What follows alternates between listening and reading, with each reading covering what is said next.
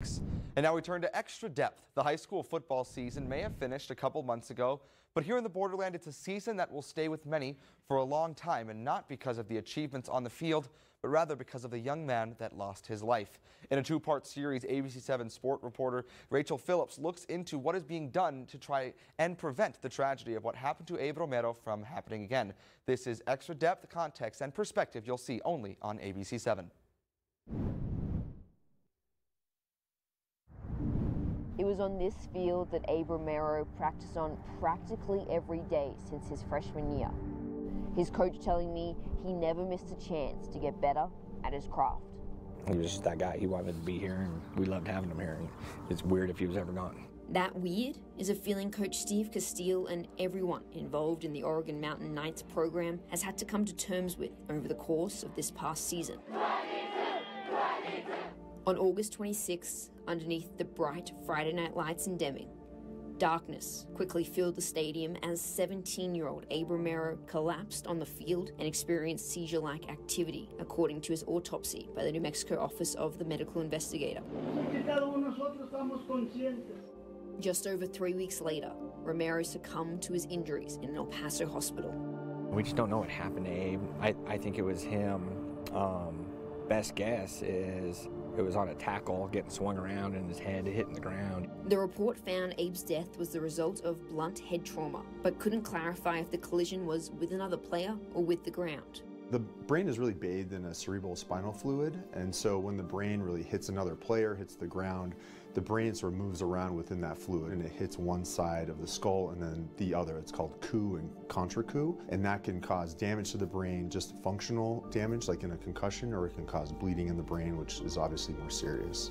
It's just scary, and it's been hard on everybody.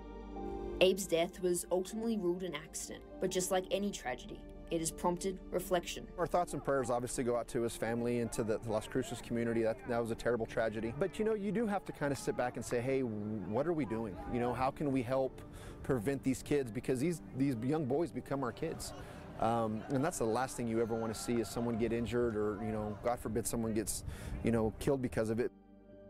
As a direct response to Abe's passing, Las Cruces Public Schools invested in Guardian caps for the entire district. I think that's one of the main devices that's really helped prevent concussions. Guardian caps are a soft shell helmet cover that Guardian says reduces impact by up to 33%. Meanwhile, a recent study with the NFL showed a more than 50% decrease in concussions while wearing the caps. The idea behind it is to reduce impact at the point of contact, right? So you're absorbing some of the blow on impact, as well as we have independent movement from the helmet.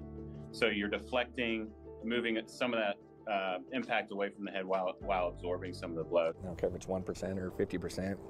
You know, if we can be safer and healthier on Friday night because we're not getting hurt in practice, or, you know, and it keeps kids just healthier in general, then we're all for it. We're willing to do whatever we need to make sure we're never in this situation again. Just this season, Guardian caps became mandated for certain NFL position groups across all 32 teams through the second preseason game. They are also worn by more than 200 colleges around the country, including UTEP and NMSU. Meanwhile, nearly 3,000 high schools in the nation also use the Guardian caps. Here in the Borderland, that includes Coronado, El Paso, Burgess, Irvin, Del Valle, Chapin, Isleta, Jefferson, Montwood, Centennial, and Mayfield, and will soon include both Las Cruces and Oregon Mountain. If it helps one kid from getting a concussion or some kind of brain injury, it's worth it, no matter the cost. In his first year as head coach of the Coronado Thunderbirds, Mike Pryett brought in the Guardian caps.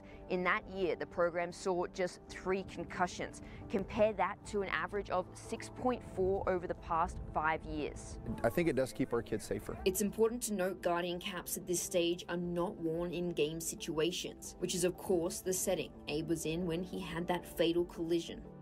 Tony Plagueman told me the caps shouldn't limit somebody's ability to play the game, but does think they would see some pushback simply because of the look. He did tell me getting them worn in games is something they're working towards, but in the meantime, he knows they're still playing a vital role in protecting players. A lot of the research is showing those repetitive impacts are adding up, and so we're just trying to reduce each one of those impacts throughout the course of a season or an athlete's career. The more concussions you get, the higher the incidence of concussions go. But one hit can really be it too. It can cause really traumatic damage to the brain with bleeding and other things that can happen. Tomorrow we look at just how far the game has come in protecting the player over the years, and if there's more that can be done, or if there's always going to be a risk associated with stepping on a football field.